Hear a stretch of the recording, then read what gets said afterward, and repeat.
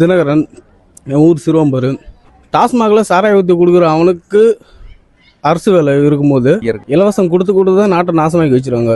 மாற்றம் கண்டிப்பாக வரும், வந்து தான் ஆகணும்.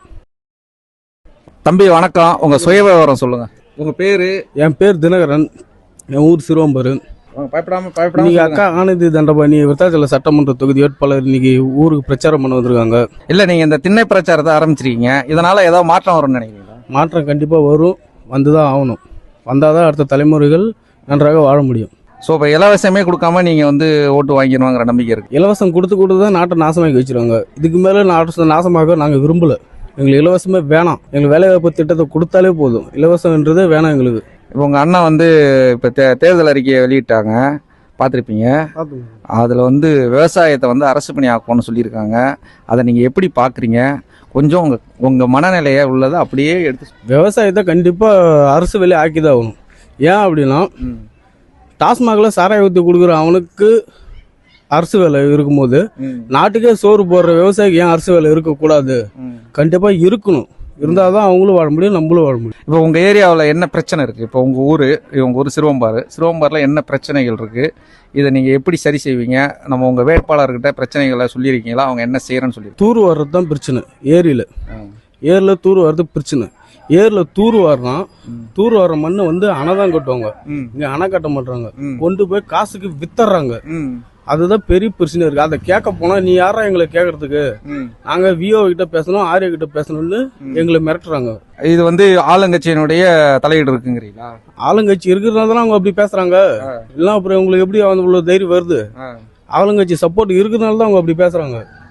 இப்ப தூர் வாரி இருக்காங்களா உங்க குளத்தை? எங்க குளத்தை தூர் வாரல.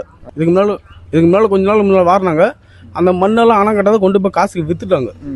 இதுக்கு மேலே தூர் வாரவங்களும் என்னன்னு தெரியல. இப்போ உங்க ஊருடைய வாழ்வாதாரம் என்ன? இங்க என்ன விவசாய வேலையா, கூலியா, இல்ல வேற ஏதாவது இங்க தொழிற்சாலைகள் பக்கத்துல ஏதாவது இருக்கா? எப்படி? தொழிற்சாலைலாம் எதுவும் இல்லை, விவசாயம் மட்டும்தான். வேற எந்த தொழிலும் இல்லை, எதுக்குமே போறது கிடையாது. காடு விட்டா வீடு, வீடு விட்டா காடு. திராவிட கட்சிகள் 3 கட்சி இருக்கு, உங்களுக்கு நல்லாவே தெரியும். இதுல 2 கட்சி ஆளுங்கட்சி, ஆண்ட கட்சிகள் ஆளுங்கட்சி, திமுக, அண்ணா திமுக. இன்னொரு புதுசா ஒரு கட்சி ஆரம்பிச்சிருக்காங்க, நடிகர் விஜய். ஏன்னா இன்னைக்கு அவர் 40% ஓட்டு இருக்கு, அடுத்த சிஎம் அப்படின்லாம் சொல்லியிருக்காரு. எப்படி உங்க ஏரியா, உங்க ஊரு என்ன நிலவரம், கள நிலவரம் சொல்லுங்க. 40% ஓட்டு எப்படி வரும்? இன்னும் களத்துல இறங்கல அவரு, எப்படி ஓட்டு வரும்? இன்னும் ஒரு உள்ளாட்சி தேர்தல் கூட இன்னும் சந்திக்காத ஒருத்தர் எப்படி 40% ஓட்டு சொல்ல முடியும்?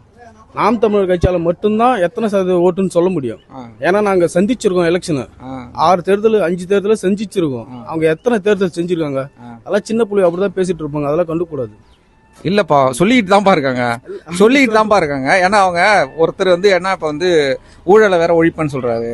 இப்போ பெண்களுக்கான பாதுகாப்பா முக்கியத்துவம் கொடுப்பாங்கிறாரு. மத சார்பற்ற அரசு. இப்ப அவரை பொறுத்தளவுக்கு கட்சி ஆரம்பிச்ச ஸ்டார்டிங்ல இலவசத்தை எதிர்த்து போராடினாங்க அவங்க. ஆனா இன்னைக்கு அவங்களே மக்களை ஏலம் எடுக்கிறாங்க. ஒரு கட்சி 2000, ஒரு கட்சி 2500, இன்னொரு கட்சி 1000. இல்ல எங்களை பார்த்தா எப்படி தெரியுதுன்னு அவங்களுக்கு தெரியல. மக்களை பார்த்தா ஏலம் எடுக்கிற இன்னும் எப்படி சொல்றது, அந்த நிலைமைக்கு எங்களை ஆளாக்கி கொண்டு போயிடுறாங்க. இது வேலைக்காவது, எங்களுக்கு இலவசமே வேணாம். இல்ல இப்ப சேலத்து மீட்டிங்ல கூட சொன்னாரு, என்ன சிஎம் ஆக்குங்க, நான் வீடு வீடா வரேன்னாரு. வீடு வீடா எப்படி ஒரு கரூர்ல சிஎம் ஆக்கணும். சிஎம் ஆகிறது கரூர்ல சேர்த்து 43 பேர்த்துக்கே வராது. ஒரு சிஎம் ஆக்கணும் எப்படி வருவாரு? முக்கியமான ஆளு சொல்லுங்க, பரவாயில்ல சொல்லுங்க. சரி தம்பி, நல்ல கருத்துக்களை சொன்னீங்க. நீங்க இப்ப உங்க வேட்பாளரோட ஓட்டு கேட்க ரெடி ஆகிட்டு இருக்கீங்க. மக்களை சந்திச்சு நல்ல கருத்துக்களை விதைச்சு ஓட்டு அறுவடையை பண்ணுங்க. நன்றி, வணக்கம். நன்றி, வணக்கம்.